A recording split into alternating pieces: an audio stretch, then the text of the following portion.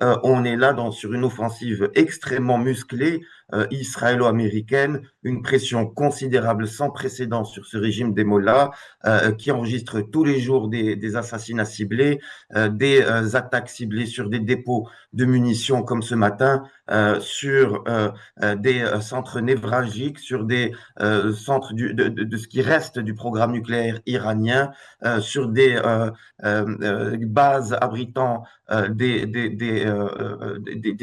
lance-missiles, donc abritant une infrastructure balistique,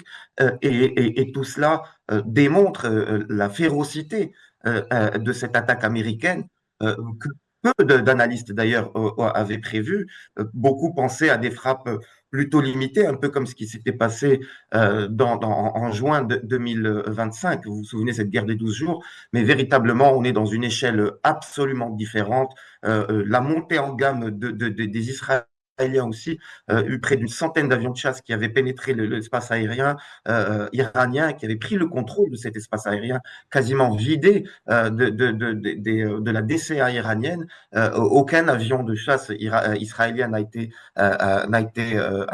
ciblé par cette DCA iranienne. Donc on peut véritablement, si on met à l'écart évidemment les éléments de langage et le discours qui relèvent de ce qu'on peut appeler le narrative control, la volonté des Iraniens de contrôler le récit pour leur opinion publique en interne, en anticipant l'après-guerre pour pouvoir justement continuer à gouverner ce régime des mollahs dont on parle souvent. Mais si on met de côté ce narrative control, Rachid, eh bien, véritablement, l'Iran vit des moments très difficiles.